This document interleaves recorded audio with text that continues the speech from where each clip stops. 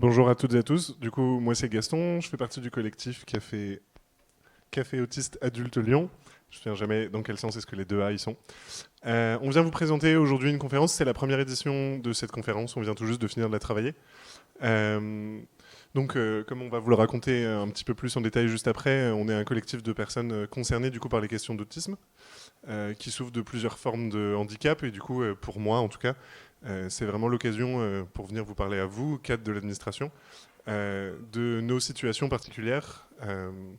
Et vu qu'on fait partie de vos administrés et qu'on dépend particulièrement de vos services, potentiellement de vous donner une voix aussi de personnes qui sont concernées. On n'est ni l'un ni l'autre spécialiste en psychiatrie ou en psychologie des questions d'autisme ou de neuroatypie, de neurodiversité. Par contre, du coup, on a nos expériences personnelles particulières et aussi celles qu'on partage dans le groupe à vous partager. Et c'est la base pour nous de cette conférence. Nos expériences, les discussions qu'on a pu avoir avec des praticiens et les théories auxquelles on a pu se confronter. On va vous faire une présentation sommaire de tout ce dont on est venu vous parler.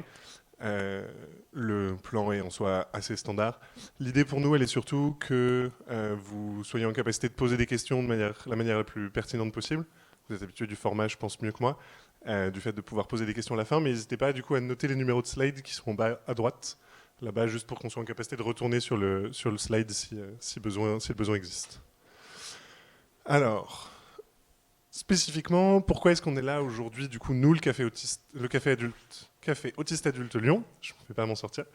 Avant même de vous présenter le collectif aujourd'hui et de la manière dont il existe, et peut-être pour vous donner simplement quelques petits éléments de contexte, le collectif est du coup en train de se mobiliser autour de différentes actions en ce moment, qui, au-delà de la question de la sortie du site internet dans quelques mois, dont on ne parle pas là, parce que du coup il n'est pas prêt, mais on se lance dans du coup de pouvoir participer à la vie, comment est-ce qu'on peut dire, la vie des accompagnants, des personnes autistes et handicapées neuroatypiques, au travers d'actions du coup sur l'autonomisation des personnes en direct, du coup dans nos groupes en non-mixité avec uniquement des personnes autistes, mais aussi du coup sur des actions de conseil, que ce soit auprès d'organismes de formation ou auprès d'organismes de travail, que ce soit dans le public ou dans le privé. Notre enjeu aussi à nous aujourd'hui, il est de pouvoir faire parler de nous. C'est la première fois qu'on fait une animation vraiment avec un public. Et j'espère que vous comprendrez que du coup on vient aussi pour ça. Et voilà. C'est à peu près tout. Je vais laisser la parole à Jessie pour la présentation du coup du Café Autiste Adulte. Wow. Bonjour. Wow. Check. Ça va être compliqué, je crois. Là, ça va ? Ok. Bonjour, je m'appelle Jessica. J'ai créé le collectif Café Autiste Adulte Lyon en 2019, suite à mon diagnostic. En fait, il y a au niveau national des cafés Asperger avec la ville, comme vous voyez ici, qui se sont créés sur les réseaux sociaux, et j'en ai rejoint un qui n'était pas très actif. Du coup, j'ai commencé à proposer des sorties pour pouvoir comprendre ce que j'étais, pour pouvoir comprendre en fait mes problématiques au quotidien avec les gens, au niveau familial, professionnel, etc. Et sociabiliser un peu plus en fait. Tiens, on peut passer la slide suivante. Ah ouais, tu l'as enlevé du coup, ou pas ? Ouais. En fait, quand j'ai commencé à proposer des sorties, c'était très formel, on était une dizaine de personnes et on était en mode « Bonjour, je m'appelle Jessica, j'ai 36 ans, je suis malheureuse, solitude, etc. » Gna gna.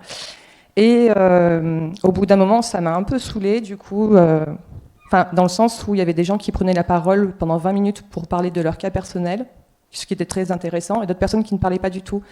Du coup, j'ai commencé à proposer des sorties un peu plus informelles, pour qu'on puisse juste prendre un apéro, faire des pique-niques, des sorties comme ça, se retrouver entre nous qui avons une condition neurologique différente.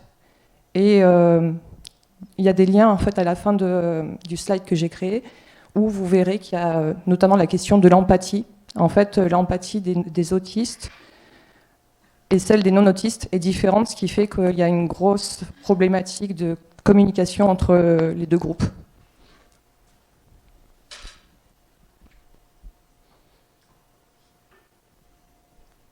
Ouais. Est-ce que... D'accord. Vas-y. Ah oui, avec Gaston, en fait, on s'est fait un jeu, entre guillemets. J'ai créé le support.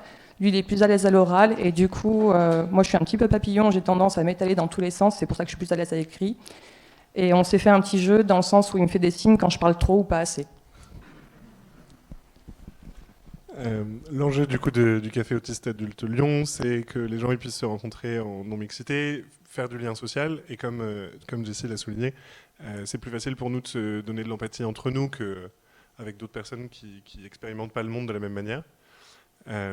Et c'est, enfin, en tout cas, pour parler de moi, d'une richesse folle, parce que du coup, d'avoir vécu dans un monde, excusez-nous, on va jargonner un petit peu, aliste, donc ça désigne toutes les personnes qui ne sont pas autistes.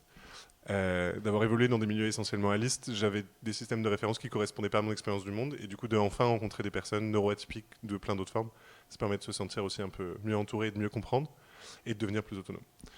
Là où le groupe, du coup, a aujourd'hui 3 ans, et qu'il existe du coup de plein de manières différentes sur Facebook, mais aussi dans des rencontres informelles et plein de liens interpersonnels qui se sont liés ces dernières années. Aujourd'hui, du coup, on commence à s'ouvrir. Je vous parlais des actions qu'on mène en ce moment, qu'on est en train de construire, mais on a aussi du coup participé l'année dernière à la Journée mondiale de l'autisme devant l'hôtel de ville à côté de la place des terreaux devant l'Opéra. On a mené des interventions dans des établissements d'enseignement. Donc on est allé à, donc pas moi spécifiquement, mais à Supécolidaire. Si tu veux en parler 2 minutes, comme tu sens.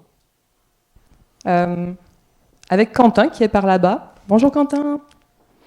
On est intervenu à Supécolidaire. C'est une école qui est à Tassin, je crois, qui s'occupe de tout ce qui est écologie, solidarité, etc. Enfin, du coup, ce sont des étudiants supérieurs, enfin, en études supérieures. Je ne sais pas comment dire les trucs, ça me saoule. Bref. En fait, c'est une jeune fille qui est dans le groupe, qui n'était pas diagnostiquée à l'époque, qui nous a dit, en fait, en cours d'anglais, ils vont projeter Rain Man. Et est-ce que je peux proposer, est-ce que vous veniez faire une petite présentation de ce qu'est l'autisme ? Du coup, on a dit oui tout de suite. Rain Man, en fait, c'est pas forcément l'autisme, c'est le syndrome du savant. Bref, ça après, je vous laisserai voir sur les réseaux, enfin sur Internet. Et du coup, c'était une jeune fille qui est très souriante, avec qui ça se passe bien quand nous, on est en groupe. En fait, on a des super interactions, on a des interactions musicales au niveau des jeux, etc. Et à son école, en fait, elle est assez isolée. Et il y avait même un jeune homme qui constamment l'a houspillée ou l'a bousculée. Et le lendemain de notre intervention, qui était assez informelle, en fait, on était juste en mode bonjour, on est autiste, on va vous expliquer 2-3 trucs. Le lendemain, en fait, ce jeune homme est allé la voir en lui proposant il lui a donné quelques quartiers de son orange. Voilà, pour elle, et ça l'a complètement émue. C'était la première fois qu'il avait un geste tendre envers elle. Après, je ne sais pas vous dire ce qui a pu émouvoir. En fait, on a parlé en tant que personne autiste de ce que l'on vivait.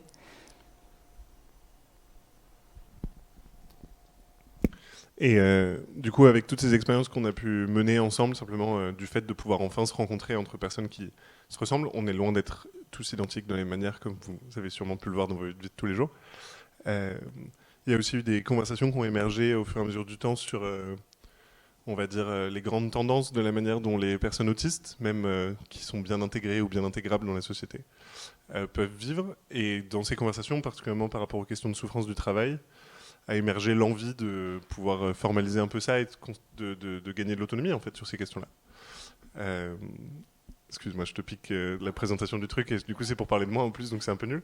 Mais du coup moi j'ai aussi reçu une formation en éducation populaire dans une association qui s'appelle Lyon à double sens, qui m'a appris à faire de l'animation de manière participative et surtout à des fins d'autonomie. Et du coup on a commencé à mener des ateliers sur comment faire pour aménager nos espaces de travail.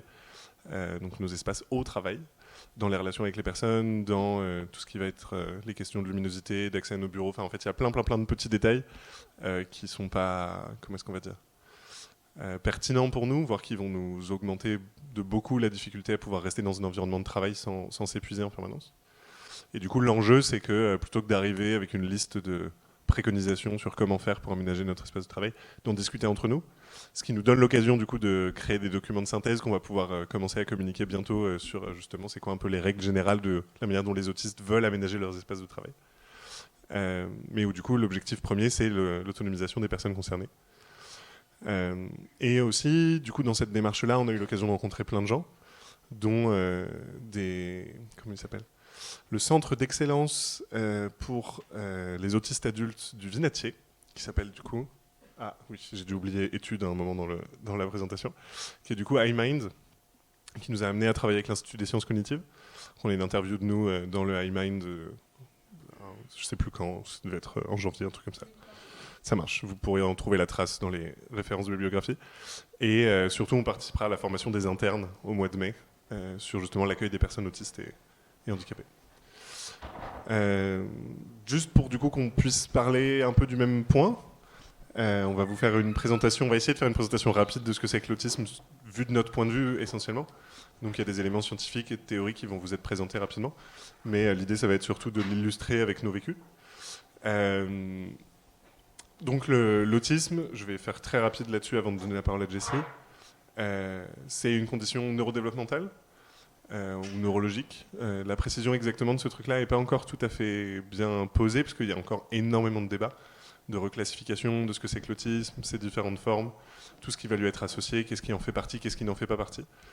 En tout cas, nous, de notre point de vue, il y a une cohérence de vécu, malgré la diversité de nos profils et des particularités qu'on a. Mais de manière générale, du coup, on va essayer de vous donner quelques témoignages.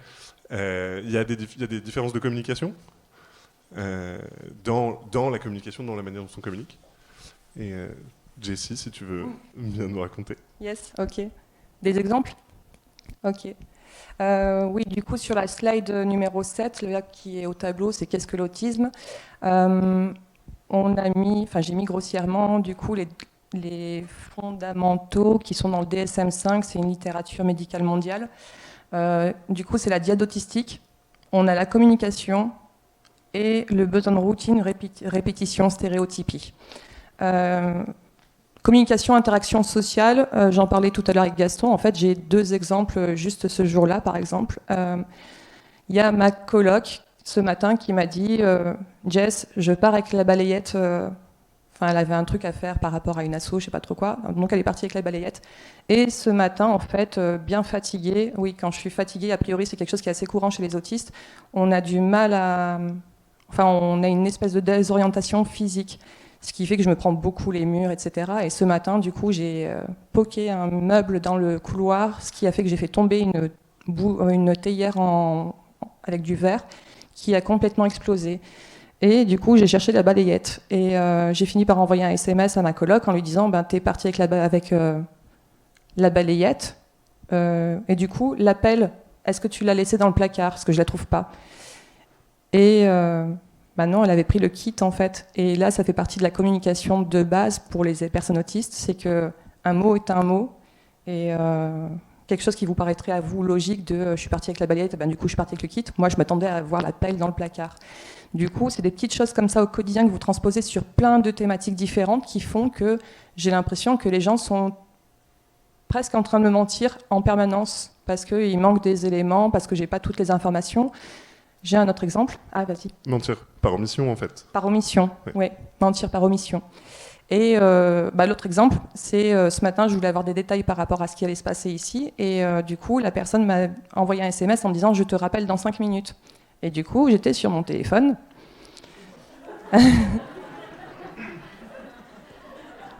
Et en sachant que quand il y a une temporalité qui est posée, j'ai du mal à faire autre chose. Et c'est quelque chose qui est assez courant aussi chez les personnes autistes. Enfin, la temporalité est assez compliquée, genre les à demain, à tout à l'heure, etc. C'est incompréhensible. Du coup, je te rappelle dans 5 minutes. J'ai 5 minutes, c'est non. 8 minutes, ok, qu'est-ce que je fais? Voilà, et c'est pris pour de l'humour, justement, par certaines personnes. Et en fait, c'est difficile à vivre. Après, avec mon expérientiel, je vais avoir 40 ans cette année, au fait. Du coup, il y a beaucoup de choses qui sont passées et qui font que j'ai essayé de faire du lâcher-prise sur plein de choses. Mais en gros, voilà, c'est 2 exemples d'aujourd'hui pour vous dire à quel point la communication peut être compliquée au quotidien. C'est un peu comme si pour nous, on n'avait pas les mêmes évidences que vous et qu'on devait en permanence traduire sans être en capacité d'expliquer aux gens comment faire pour nous dire les choses directement d'une manière compréhensible. Et où du coup, on a besoin d'avoir cette espèce de moment de flottement, on arrive à se mettre d'accord. Bon, tu m'appelles dans 5 minutes, ça veut dire dans 5 minutes au sens 300 secondes, ou est-ce que ça veut dire dans pas longtemps et du coup il faut que je reste vigilant sur mon téléphone? Ce qui, du coup, pour moi, dans mon vécu, ça veut pas du tout dire la même chose en termes de me tenir prêt et d'être vigilant. Vas-y. Bah, pour reparler temporalité, par exemple, j'ai un copain qui habite à 23 minutes à pied de chez moi. Je lui dis, en général, j'arrive dans 23 minutes. Et c'est quelque chose qui lui semble étrange. Donc, de temps en temps, je lui dis, ouais, écoute, j'arrive dans 20 à 25 minutes. Voilà, comme ça, j'essaye de faire un style, ouais, je suis plus tranquille. Voilà.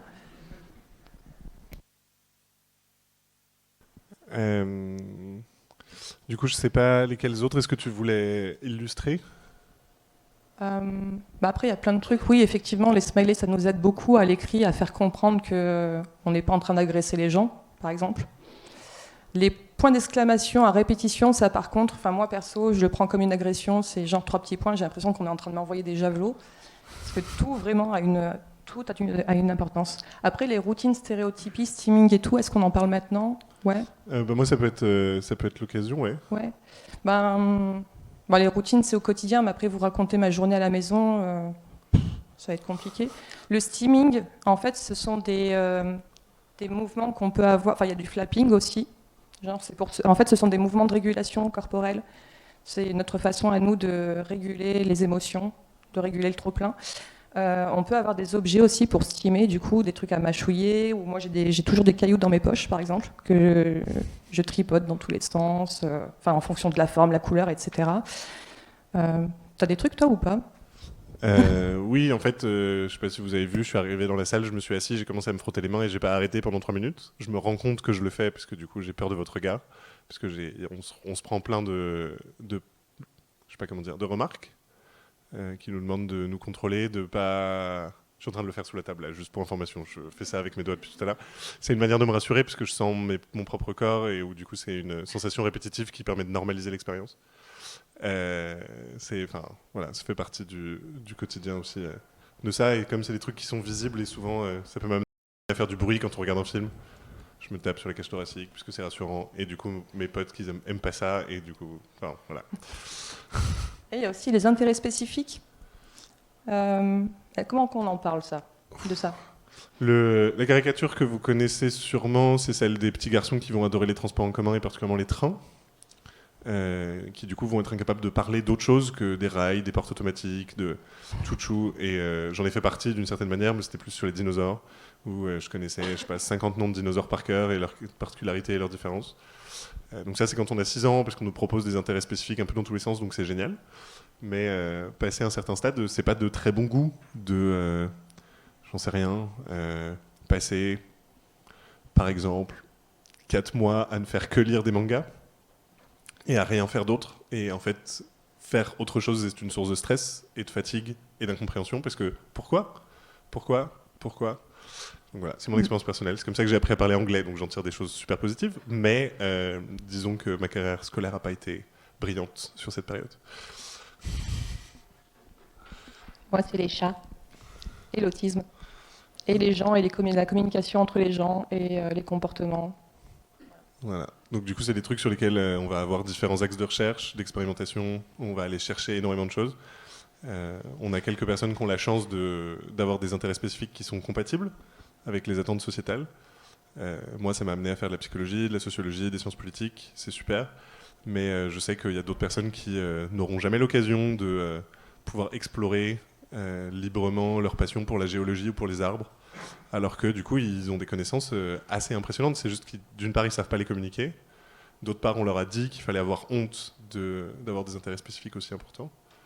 Et généralement, ça implique des méthodes de travail qui ne sont pas compatibles avec les méthodes universitaires ou les méthodes professionnelles, malgré le fait que les résultats puissent être potentiellement les mêmes, mais vu qu'il y a des attentes sur la méthode et pas sur les résultats, on se retrouve avec une déconnexion entre les deux.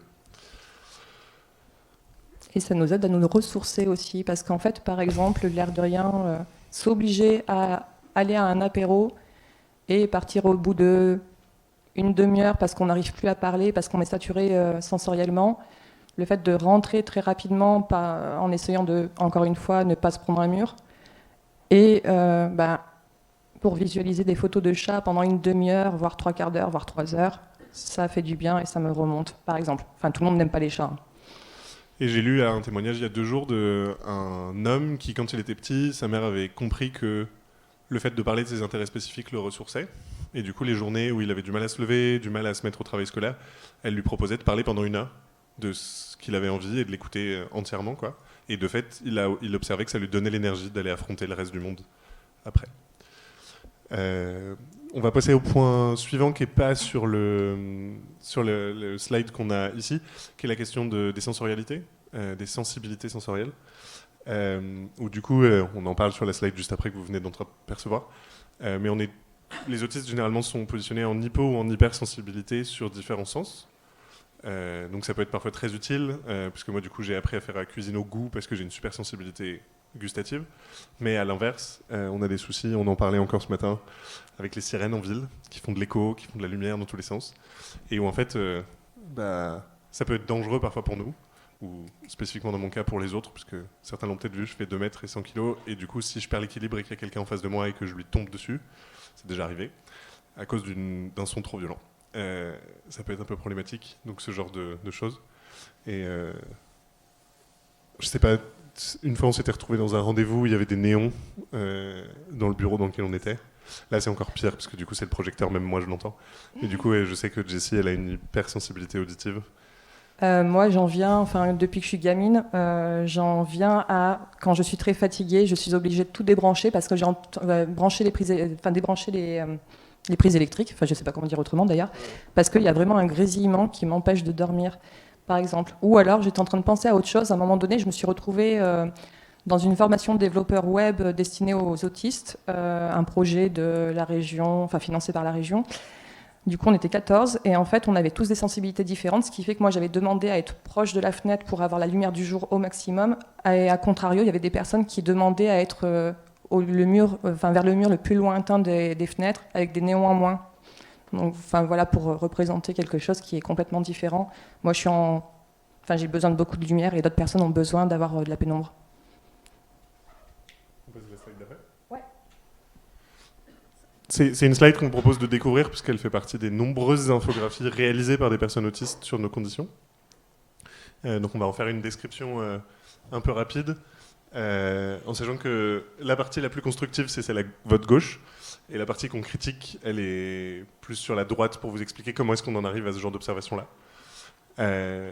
On parle souvent du spectre autistique. Il y a eu pendant un certain temps dans le DSM, donc le manuel de catégorisation des pathologies, on y reviendra juste après, psychiques et psychologiques, et ouais, psychiatriques quoi. L'idée d'un spectre donc avec des autistes légers, des autistes lourds. À une certaine période, on parlait d'autistes Asperger, autistes de Kanner. Enfin, c'est tous des questionnements qui sont très compliqués et où il y a des questions historiques, des questions de sensibilité personnelle, des questions de aussi. Une fois qu'on obtient un diagnostic, c'est un peu une victoire. Parce que du coup, tout d'un coup, on a un papier qui dit mais si je suis légitime en fait à exister de la manière dont j'existe, donnez-moi de l'espace s'il vous plaît. Et où du coup, le fait de pouvoir dire je suis un autiste Asperger à une période, ça désignait un profil très particulier, un profil particulier, qui du coup, ça décrivait une réalité quoi. Aujourd'hui, on s'est rendu compte que ces réalités-là, elles étaient beaucoup plus perméables les unes aux autres. Et du coup, plutôt que d'un spectre qui va du plus au moins autiste et de plus handicapé au moins handicapé, on se rend compte que en tout cas, nous, dans nos cercles, la question, elle est plus compliquée que ça. T'hésites pas à me faire signe si tu veux intervenir.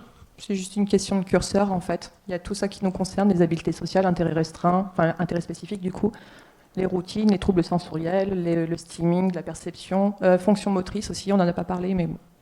Enfin, oui, c'est dans les gestes. Ouais. Compliqué d'enchaîner des choses. Genre, moi qui attends les 5 minutes, par exemple. Enfin voilà, c'est plus une question de curseur, du coup on n'a pas du tout tous les mêmes... Enfin les curseurs ne sont pas tous au même niveau. Et ils vont évoluer dans le temps. On va en parler juste après avec toutes les questions des troubles liés à l'autisme. Mais moi, il y a des situations où du coup au niveau du steaming, je ne vais pas me permettre autant de steaming que potentiellement j'en aurais besoin. Et du coup ça va moins se voir parce que je suis dans un cadre où je sais que ça va être moins bien accueilli. Ou de l'habilité sociale, ou si je suis avec mes potes, je ne vais pas faire œuvre. Genre là... Très rapidement. Là, vous voyez un script. Je me comporte pas comme ça dans ma vie privée. Je vous présente la manière la plus compréhensible que vous ayez de... Enfin, ce que moi, je connais comme étant quelque chose que vous pouvez comprendre.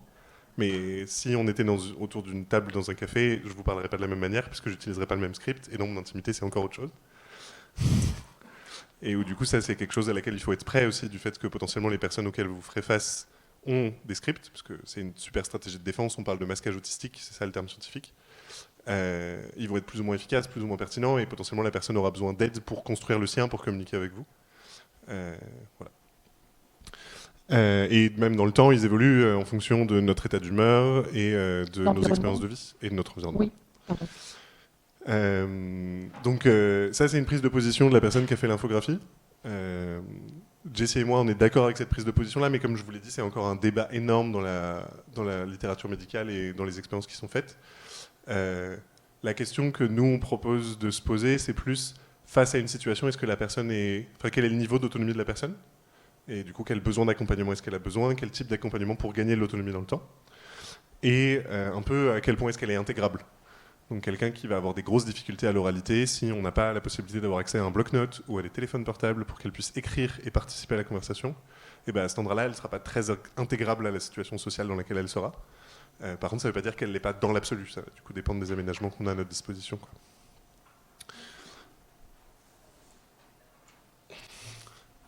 Alors, cette fois, si on passe celle-là... Ouais, ça reprend la diade. N'hésitez pas à nous demander le slide numéro 9. Oui, puis surtout à la fin de la conférence, à avoir accès à au PowerPoint pour pouvoir avoir accès à ça. Mais il y a quelques petites blagues où du coup on se moque de vous. Faut pas nous en vouloir. Ah si, on peut le mettre vite fait. Excès de reprise. C'est comme ça qu'on vous voit. Oui, j'ai mis une petite note, je me suis permise. Moi, en fait, quand je vois les personnes non autistes en interaction, j'ai l'impression qu'ils font constamment du théâtre. Enfin, c'est genre beaucoup de gestuels. Moi, quand j'essaye de vous imiter, en fait, c'est juste ridicule. Et nous, on a l'air sans émotion, alors qu'en fait, entre nous, on se comprend. On voit, en fait, dans nos yeux, dans nos traits. Sous le masque, je te vois rire.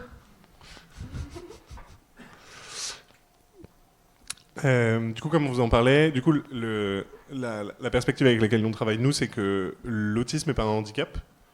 Le handicap, il se trouve en dehors de nous.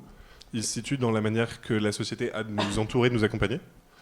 Et il se trouve que ces handicaps, du coup, ils vont apparaître sous forme d'un certain nombre des mots qui sont inscrits ici, qui sont tous des symptômes ou des pathologies. Donc anxiété, dépression, ça, on est beaucoup plus sujet à en faire, parce que du coup, on nous demande en permanence de nous regarder pour vérifier qu'on a bien le bon comportement, le bon script. Dépression, parce qu'on n'a jamais d'espace pour exister, et du coup, c'est super compliqué. Je dis jamais, mais... Excusez-moi, je fais Madame McQueen, mais du coup, l'un des intérêts du CAL, c'est que on se retrouve enfin dans un espace entre nous où on peut exister, et de fait, c'est observable que ça améliore notre bien-être.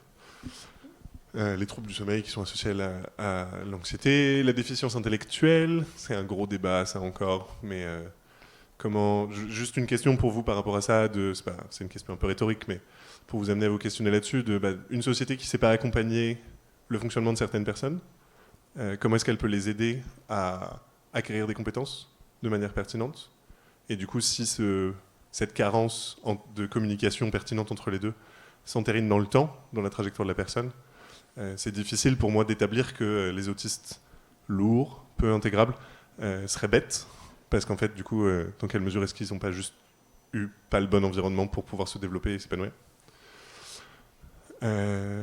Syndrome d'Ehlers-Danlos.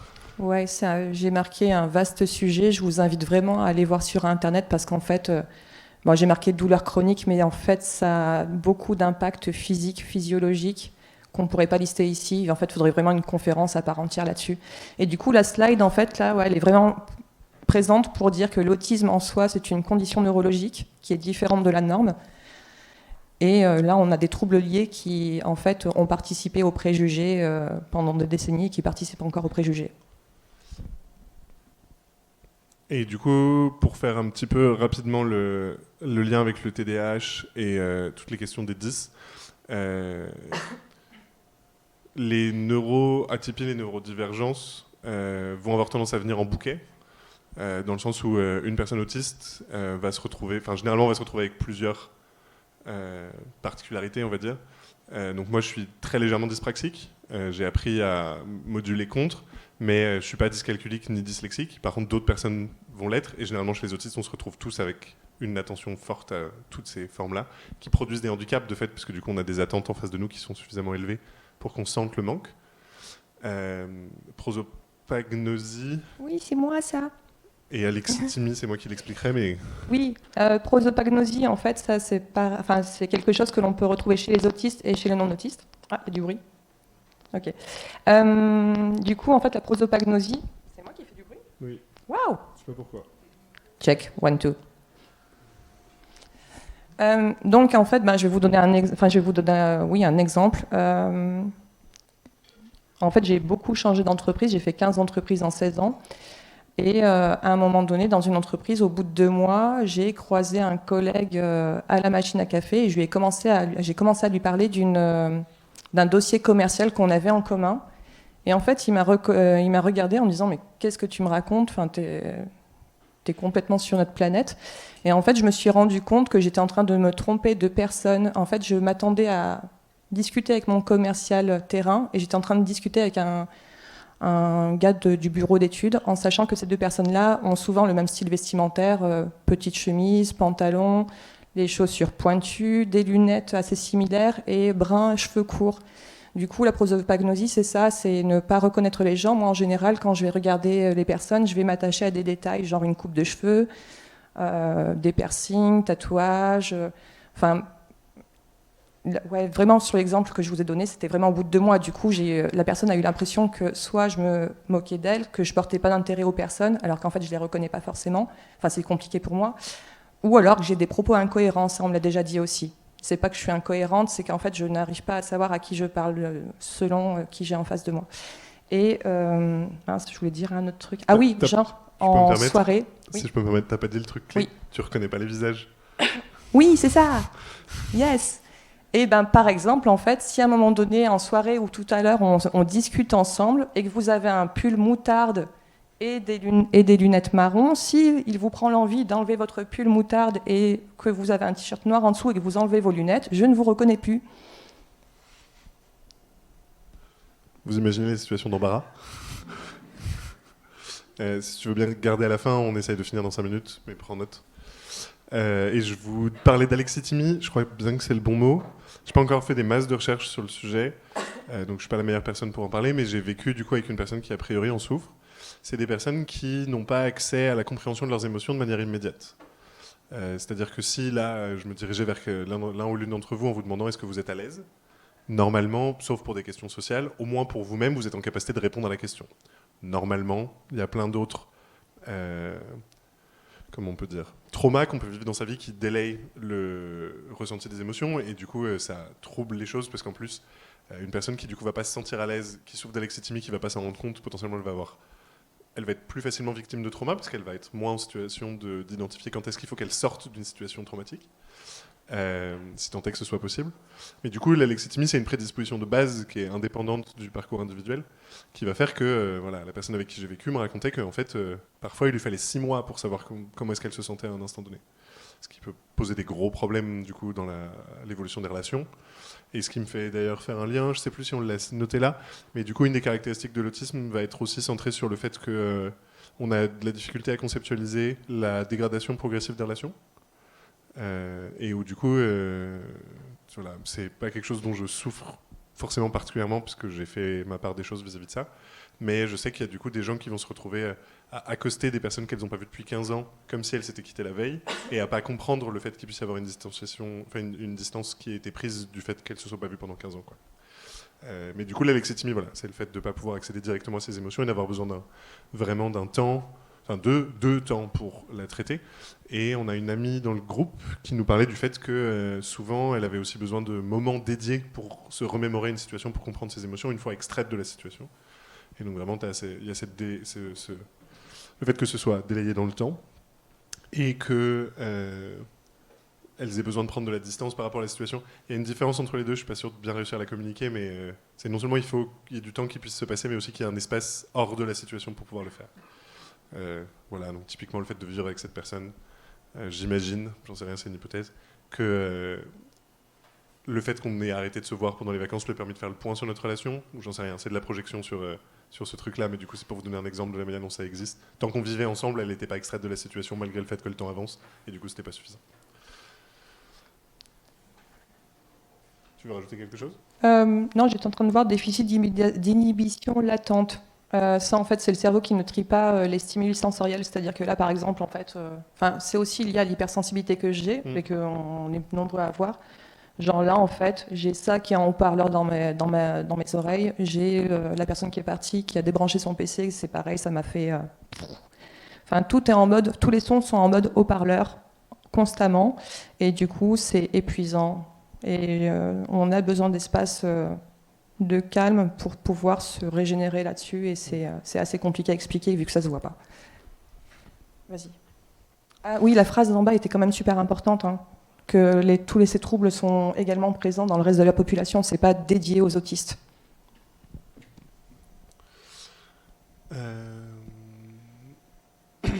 Il nous reste très peu de temps, du coup on va peut-être avancer très rapidement, mais du coup nous on a la position que l'autisme n'est pas une maladie en tant que telle. Le problème c'est les pathologies qui se développent autour dû à des accompagnements qui vont être pertinents ou pas. C'est une différence qui est invisible. Du coup on a des problèmes de communication de ça puisqu'on nous apprend plus ou moins bien à nous comporter en société. Ça va du coup se voir plus ou moins bien. Enfin, c'est tout un problème de questionnement là-dessus. On a le même problème que l'homosexualité. On vous en parlera peut-être un petit peu plus dans les questions, où du coup il y a des gens qui veulent faire disparaître l'autisme, que ce soit par des vaccins génétiques sur les embryons dans le ventre de la mère, ou par des thérapies de conversion qui sont similaires et qui ont été fondées par la même personne qui fait des thérapies de conversion à l'hétérosexualité pour les personnes homosexuelles aux États-Unis. Du coup, voilà, il y a une grosse association qui est à l'origine d'énormément d'imaginaires politiques sur les questions de l'autisme qui s'appelle ABBA. C'est Autism Speak, oui. Et qui a créé une méthode qui s'appelle ABBA, merci. Ah non, ils l'ont pas créé, mais bon, c'est pas grave. Je m'embrouille un petit peu, oui. Mais on considère que c'est un groupe de haine en fait. C'est des gens qui travaillent beaucoup avec des personnes autistes, qui accompagnent beaucoup de personnes autistes et de parents d'autistes, mais qui travaillent à la disparition des personnes autistes à l'échelle mondiale.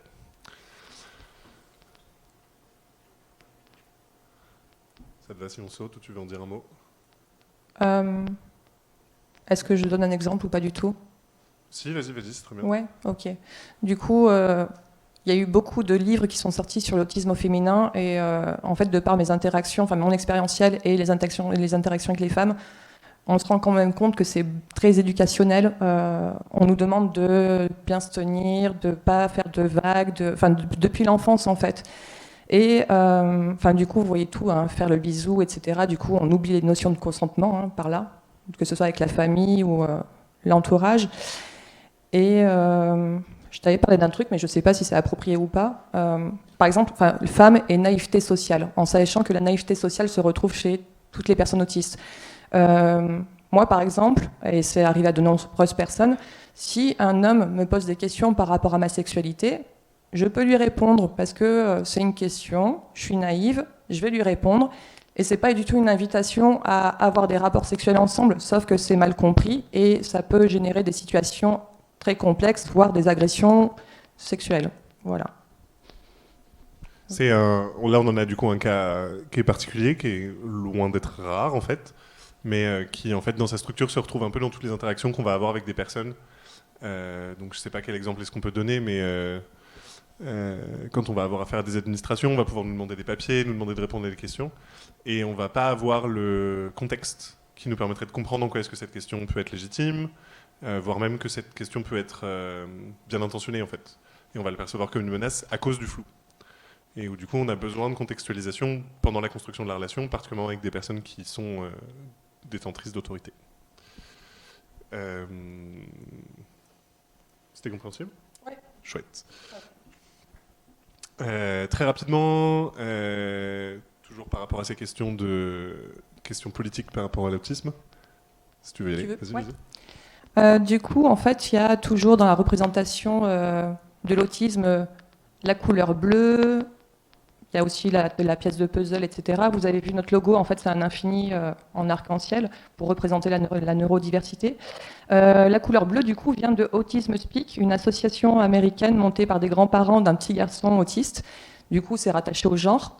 La pièce de puzzle, c'est pour dire qu'en fait, il nous manque un truc. Et il faudrait trouver la pièce manquante pour pouvoir rendre la personne autiste normale. Et une partie des dons que Autism Speak récupère est dédiée à aider à la guérison de l'autisme, sauf que ce n'est pas une maladie. Et ils font aussi, du coup, ils financent aussi des recherches pour faire des tests prénataux en vue de proposer l'avortement. C'est le grésillement du dessus. Ok. Historique et vocabulaire, on va passer ça. On Ok. vous invite vraiment à vous renseigner du coup sur le cas de Donald Gray Triplet, qui est le premier cas recensé comme étant un cas d'autisme, malgré le fait que l'autisme ait été découvert quelques dizaines d'années auparavant par une femme. Vous connaissez les dispositifs d'effacement des femmes dans l'histoire de la science. On peut en parler 2 secondes, vite fait.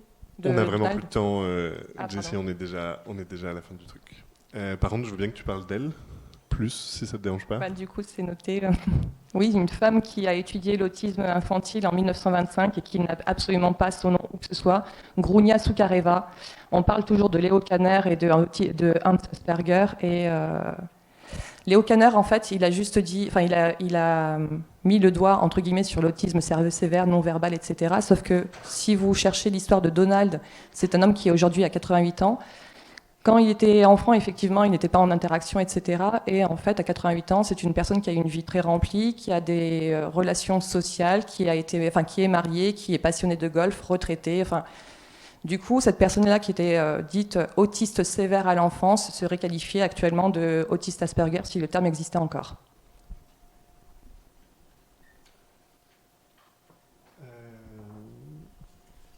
Pareil, ça on en a déjà pas mal parlé. Juste pour information, du coup, on a actuellement une... Ouais, j'en parle. Vas-y. Ok. Il y a... Ouais. Ah, c'est pour le... Il y a un rassemblement qui est prévu le 6 avril 2022 devant le tribunal de grande instance de Lyon. Pour le cas de Timothée, c'est une personne autiste majeure qui est enfermée dans une maison d'accueil à Dessines.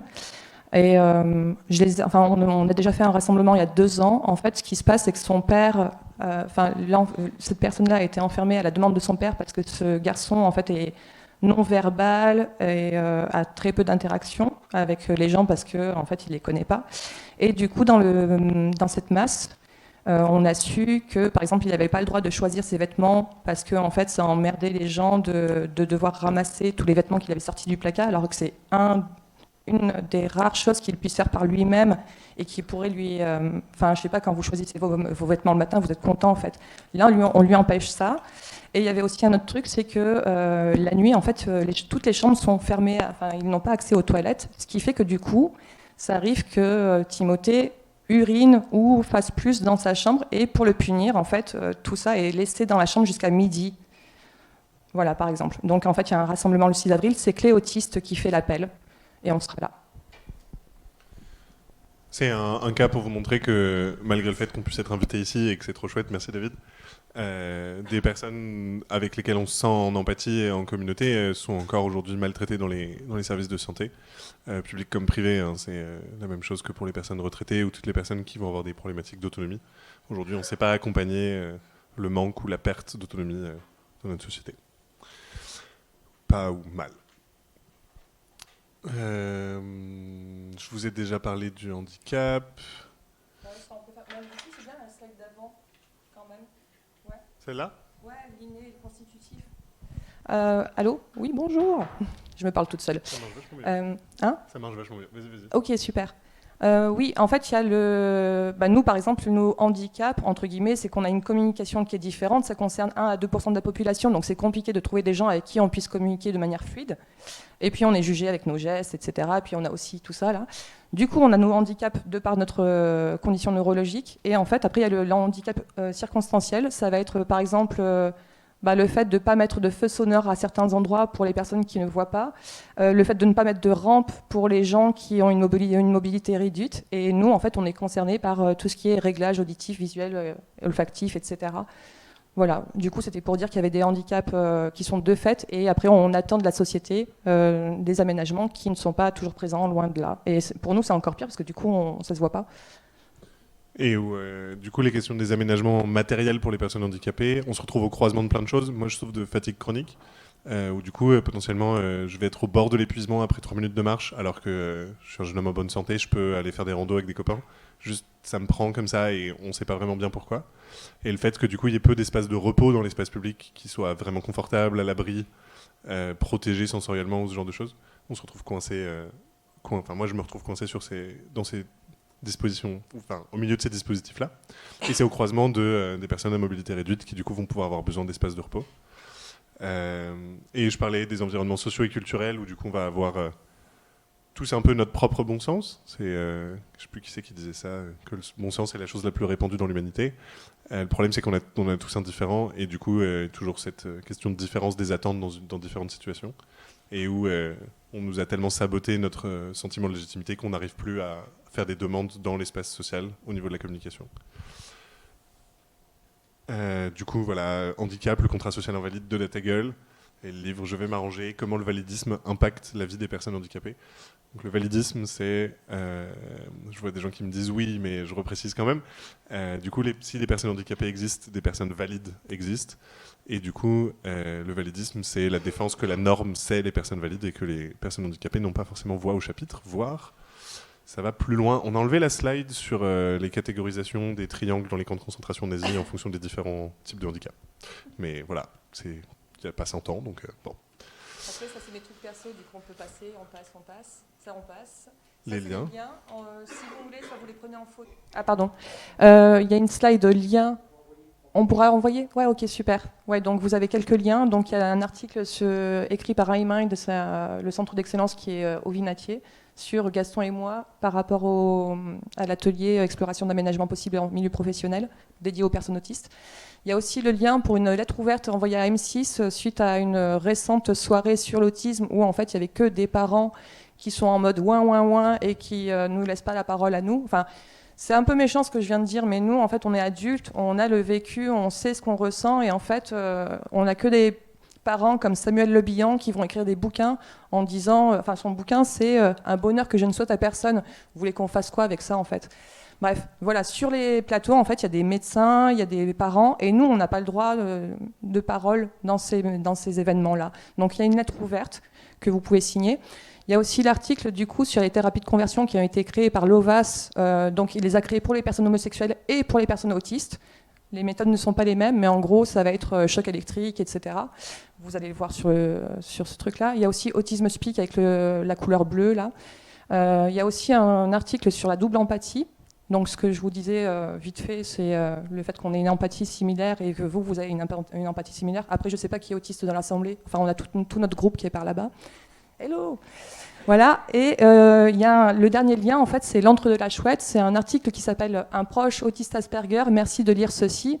Alors même si le terme Asperger n'est plus d'actualité dans le DSM, ce lien-là m'a beaucoup aidé en fait pour comprendre mon fonctionnement, le partager, et puis nos discussions aussi ont fait qu'on se comprend davantage sur nos expériences de vie.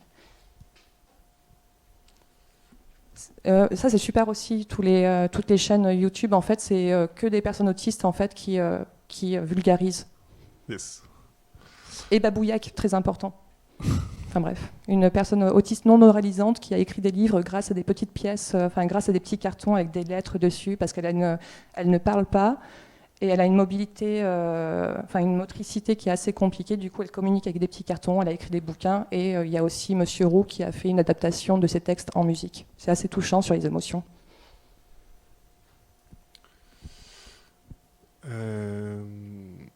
Voilà, donc ça c'était juste un rappel des prochaines actions et des prochains événements qu'on va mener au sein du C2AL. On n'a pas encore décidé comment prononcer notre acronyme, c'est super drôle. Et voilà, en sachant que les rencontres entre nous sont pas formalisées, on a un agenda, mais du coup, vu qu'elles sont en non-mixité, c'est aussi relativement privé et assez auto-organisé.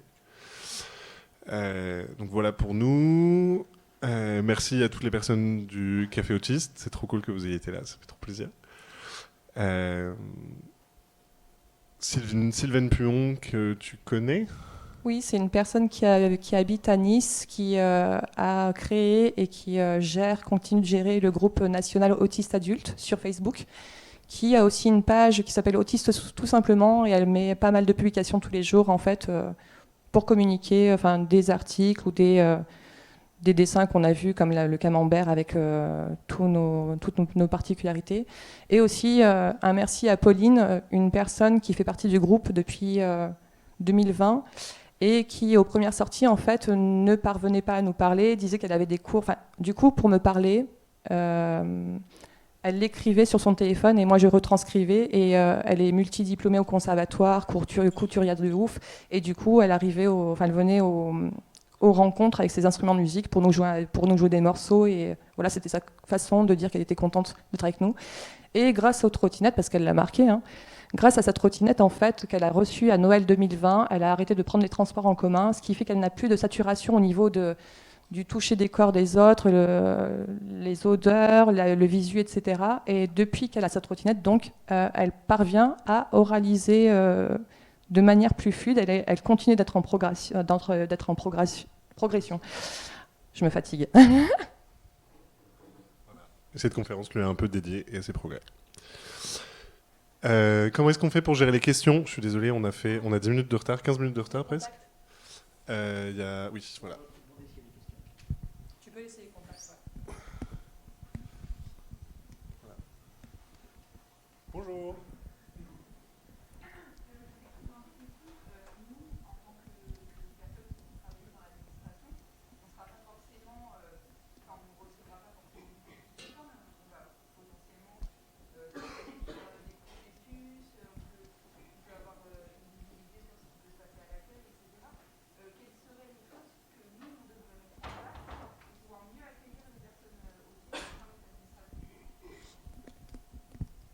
Les signalisations.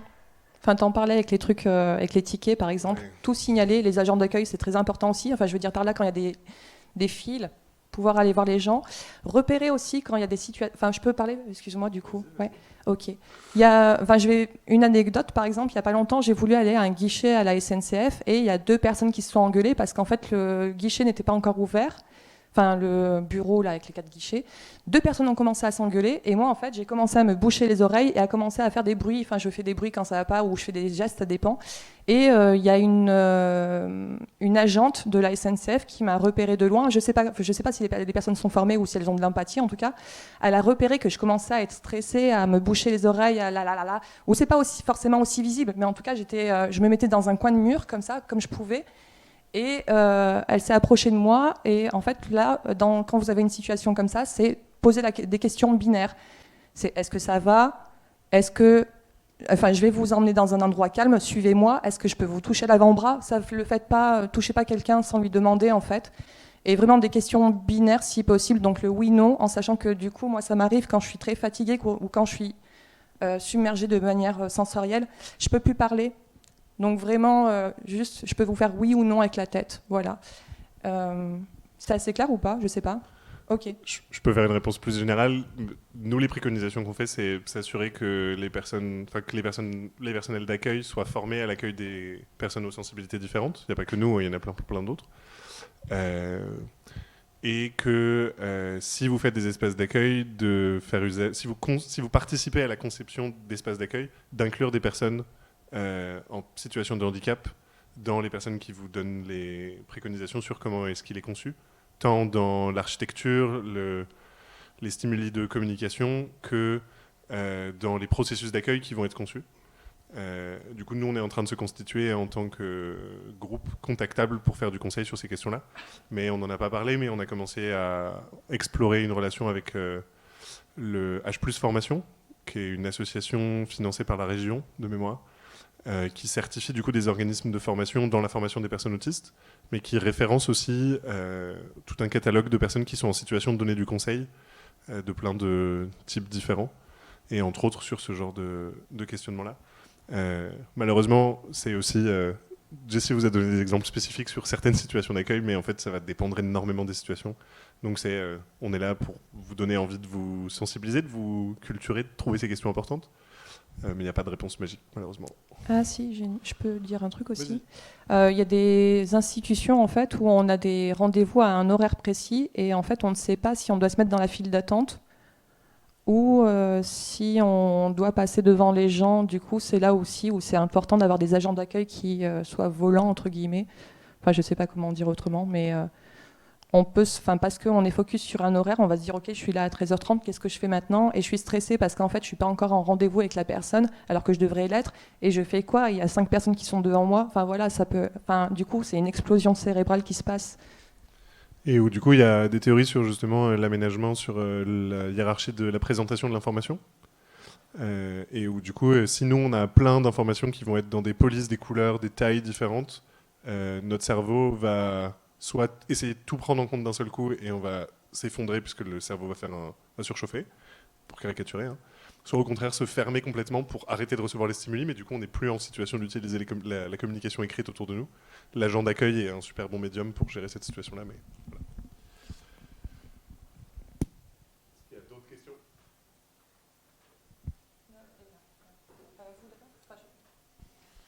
Avec la Covid, avec la pandémie, est-ce que justement on parle plutôt de la Prosopagnosie. Ah ouais. Bonjour, qui êtes-vous? Voilà, avec les masques, j'imagine que y avait des difficultés, Oui, avec la prosopagnosie, en fait, par rapport au Covid, je vais déjà débunker un truc. En fait, il y avait une forte attente. Enfin, on est 250 membres actuellement. Enfin, je fais une.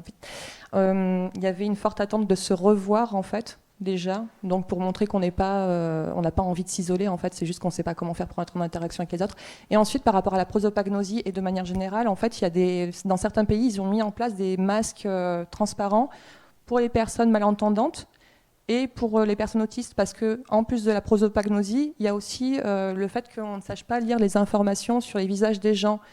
Enfin, comme je disais tout à l'heure, en fait, une personne autiste qui est triste, je le vois. Une personne non autiste qui est triste, je vais pas comprendre en fait. Et du coup, il me faudrait tout le visage pour décrypter le regard, la bouche, etc. Donc, quelqu'un qui a un masque et qui parle fort et que j'ai l'impression qu'elle est en train de m'engueuler, ça se trouve, elle est en train de sourire dessous. Donc voilà, enfin, il y a et la prosopagnosie et le fait de ne pas savoir ce qui se passe comme émotion complète. Ça répond? Ok. Du coup, il y avait vous aussi.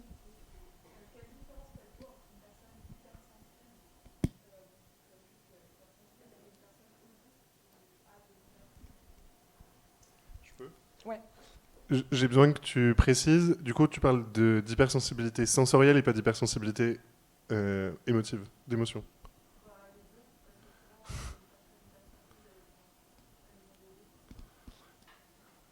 Quelle différence on fait? Le problème principal que nous on a en complément de l'hypersensibilité, c'est le fait qu'on n'est pas capable de faire le tri, ou que c'est très difficile. Encore une fois, c'est toutes des questions de spectre sur des caractéristiques spécifiques et en fonction des niveaux d'énergie qu'on va avoir à notre disposition. L'hypersensibilité émotionnelle, c'est pas une caractéristique constitutive de l'autisme. Le fait de moins apprendre à gérer ses émotions, ça a carrément. Mais du coup, à nouveau, si l'intelligence émotionnelle n'est pas accompagnée à se développer, est-ce qu'on peut dire que les autistes sont de manière générale débiles par rapport à leur gestion de leurs émotions? C'est compliqué à établir quelque chose par rapport à ça. Sur l'hypersensibilité sensorielle. C'est ça dont tu voulais parler, je sais pas. En fait, dans ce que vous avez vu, il y avait la dyade autistique vers le début, donc la communication, les stéréotypies, l'hypersensibilité ou l'hyposensibilité d'ailleurs. D'ailleurs, on peut être hyper et hypo sur un même sens. En fait, pour reconnaître un diagnostic de personne autiste, il faut compléter tous ces points-là. Si vous êtes hypersensible sensoriel, en fait, vous n'êtes pas forcément autiste parce que vous n'avez pas les problèmes d'interaction, de lecture d'émotions, de communication, de stéréotypie, de régulation. Enfin, voilà. Donc, vous pouvez être hyper ou hyposensible sans être autiste.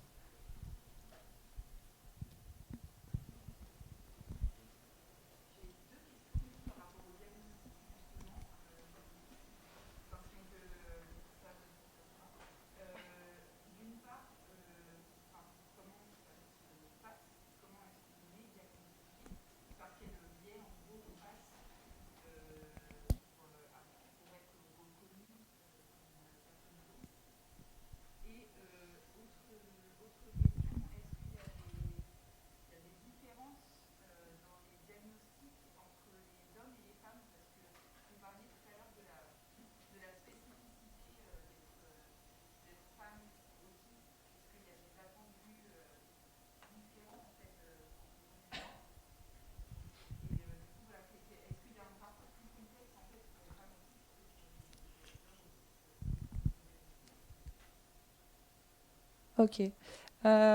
Pour le diagnostic, on a la chance en fait d'avoir le groupe qui est là. En fait, il y a des gens qui vont faire des parcours complets en voyant psychologue, neuropsychologue, psychomotricien. Il y a toute une palette de personnes qui peuvent intervenir pour ensuite arriver à un diagnostic qui va être confirmé par un médecin, donc par un psychiatre. Enfin, je veux dire par là, en fait, les psychologues, etc., n'ont pas la légitimité pour poser le diagnostic. Donc vous pouvez faire un parcours avec plusieurs praticiens pour ensuite juste voir un psychiatre 30 minutes et lui dire signez-moi un papier s'il vous plaît. Et le groupe, en fait, ce qui se passe actuellement à Lyon et partout en France, c'est que les gens ne savent pas vers qui aller parce qu'en fait les sources que l'on a nous, en fait les praticiens sont saturés de demandes. Donc en passant par le groupe, les gens peuvent dire ben voilà, moi en fait j'ai découvert qu'il y avait il y a une psychologue qui est à Tassin qui va pouvoir vous faire un bilan, parce que vous pouvez aussi voir juste une personne psychologue qui va vous faire un bilan en quelques séances et ensuite le faire valider par un psychiatre, un ou une psychiatre d'ailleurs, peu importe. Donc voilà, déjà il faut trouver les praticiens, donc psychologue, enfin minimum c'est psychologue, psychiatre, ou alors toute la palette. Ah, il y a... Ouais, après, le problème du généraliste, en fait, c'est qu'après, Pardon? Oui, ah oui, le généraliste peut valider, ok. J'ai cru que tu étais en train de pointer le fait qu'il pouvait faire le bilan, et en fait, non, parce que c'est plus complexe. Mais oui, le généraliste peut effectivement valider le bilan qui a été fait.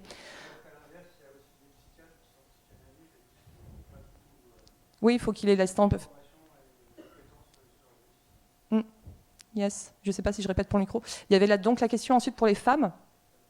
Je réponds pour les femmes. Moi, en fait, par exemple, j'ai été diagnostiquée en 2019. En fait, j'ai eu un accident de la route en 2017. Et pendant 2 mois, en fait, j'ai fait des allers-retours entre médecins, boulot, urgence, parce qu'en fait, moi, en tant que piéton, je me suis pris une bagnole. Et en fait, la médecin, vu que je n'exprimais pas de la manière attendue mes douleurs, je lui disais j'ai mal comme ça, j'ai des décharges électriques, etc. En fait, elle a fini au bout de 2 mois par me dire que c'était dans ma tête parce que j'avais pas de pleurs et j'avais pas de fracture en fait.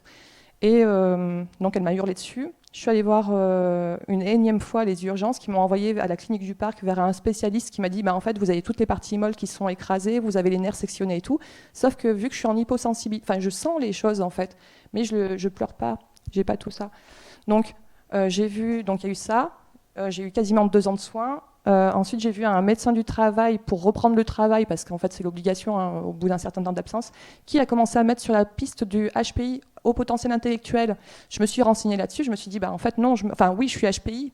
J'ai fait le test Weiss, machin, là, alors que ça coûte une fortune, ce truc-là.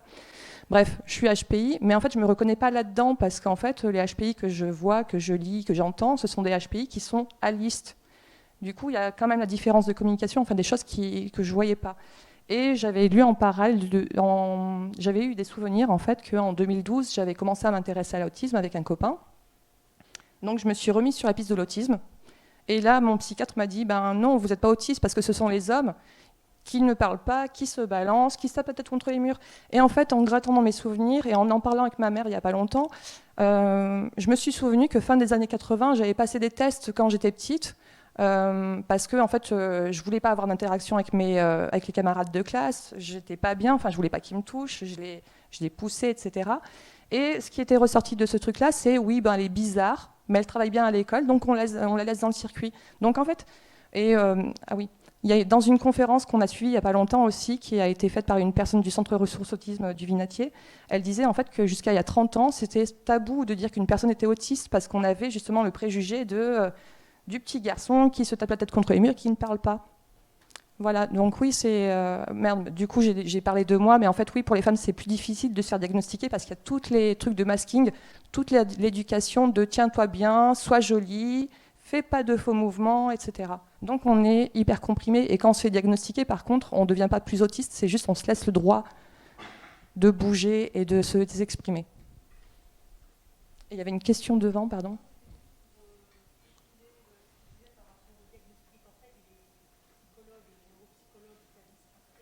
Oui.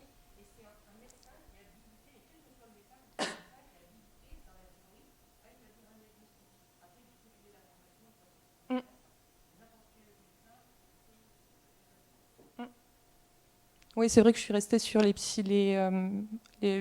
personnes, entre guillemets. Enfin, moi, en fait, ce qui se passe, c'est qu'il y a des gens qui peuvent passer par se faire valider le pré-diagnostic par un médecin généraliste et en fait, qui vont avoir le syndrome de l'imposteur parce qu'ils ne seront pas passés devant un psychiatre.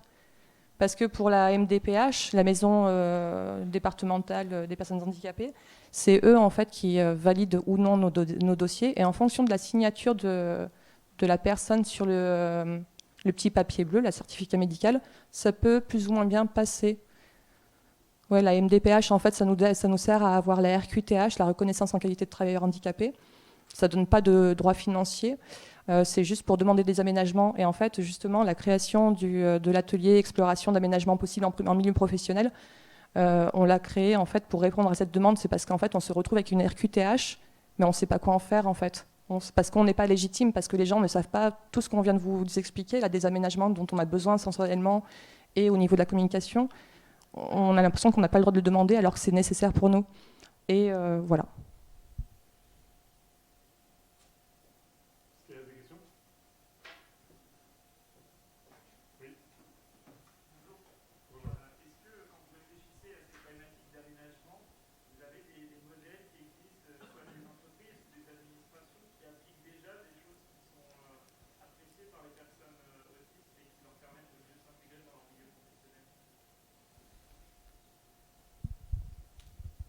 Très clairement, non, on n'a pas encore poussé les travaux de recherche jusque-là. Moi, dû à ma formation et en méthode participative et en éducation populaire, je préfère partir de l'expérience des personnes plutôt que d'exemples au niveau de recherche. Ça fait partie effectivement de la roadmap pour produire du contenu qui soit le plus pertinent possible. Là, aujourd'hui, les premières expérimentations qu'on a menées, elles m'ont mené principalement à m'intéresser au fait que les personnes autistes ont rarement l'occasion de se poser la question de leurs besoins et que c'est un sujet... J'ai l'impression que c'est un sujet qui est plus intéressant que de trouver une solution, qui est plutôt de les accompagner à du gain d'autonomie, de nous accompagner à du gain d'autonomie. Donc oui, j'y ai pensé, mais c'est pas encore en pratique. Je peux préciser ? En fait, je vais juste vous dire comme ça, il y a pas mal de littérature. Il y a un bouquin qui s'appelle L'Asperger au travail. Et en fait, c'est un livre qui va donner quelques idées. Mais en même temps, vu qu'on est tous différents, ce bouquin-là ou nos ateliers, enfin, ce bouquin-là peut être un support en fait pour commencer à comprendre. Mais en soi, il faut vraiment que chaque personne se connaisse elle-même.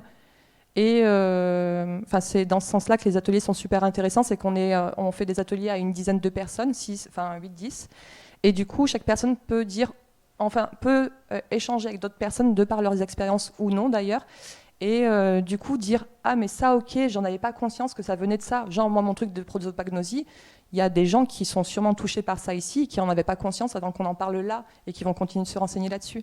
Du coup l'intérêt de l'atelier c'est vraiment d'échanger pour comprendre, d'échanger pour comprendre et se faire sa propre feuille de route.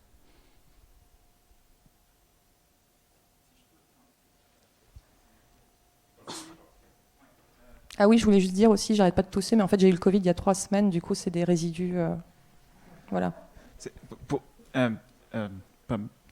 Pour essayer d'apporter un petit élément de réponse qui reste personnel, hein, mais je dirais il y a des contre-exemples par contre de choses à éviter, et notamment toutes les surcharges sensorielles de l'environnement. J'ai pas d'exemple administratif en tête tout de suite, mais j'ai un exemple sur les grandes surfaces. Typiquement, si ça vous parle, il y a ces grandes surfaces qui ont institué des heures avec lumière tamisée et pas de musique, en mode c'est réservé aux personnes autistes. Bon, déjà, la première chose, le faire sur des heures spécifiques, c'est quand même un mécanisme de ségrégation, hein, puisqu'une personne autiste a le droit de travailler et de ne pas être disponible sur ces horaires-là. Donc, on évite de cibler sur des heures spécifiques. Et la deuxième chose, c'est que si on supprime finalement ces choses d'avoir plein de lumière et de la musique, en fait, c'est que ce n'est pas nécessaire au service rendu, c'est bien de la surcharge sensorielle. Et ce qui est intéressant, c'est que cette logique de surcharge sensorielle, elle est étudiée en fait et elle est prévue puisque le fait de diffuser de la musique dans les magasins, il y a un certain nombre d'études qui ont montré que ça avait un impact et que c'est fait. Et en fait, c'est fait pour ça. Ça a un impact en fait sur les achats qui sont faits. Donc voilà, j'ai pas d'exemple en tête sur l'administration, mais en tout cas, éviter les surcharges sensorielles, les surcharges d'informations inutiles, c'est un axe de travail qui me paraît intéressant.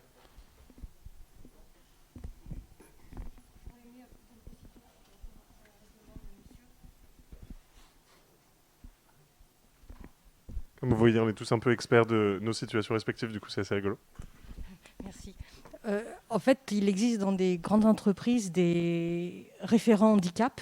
Alors, je ne sais pas exactement quelles sont leurs actions, si c'est de la poudre aux yeux ou si c'est vraiment efficace. Alors, ça concerne tout type de handicap, mais ça a au moins un intérêt de permettre à des gens, des employés qui ont un handicap, de pouvoir communiquer avec un référent et pouvoir exprimer des besoins et qu'ils soient au moins partiellement pris en compte. Donc ça existe, ça. Et je pense que c'est peut-être bien, mais bon, il faut aussi une structure pour pouvoir le développer.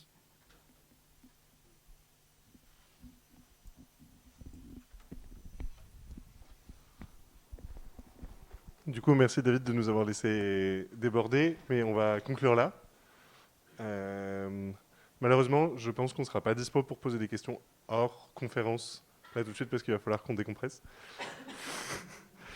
Mais du coup, vous pouvez prendre notre contact et du coup, on a beaucoup de présence par mail et sur Facebook. Donc, on sera disponible de cette manière-là.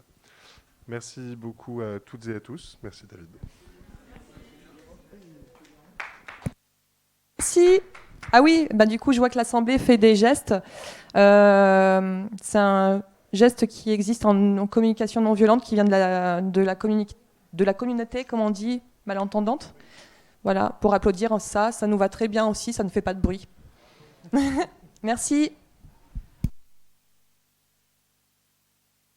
Merci beaucoup. Merci Jessica et Gaston, parce que c'est une première pour eux et pour nous d'une conférence décalée. Merci à tous.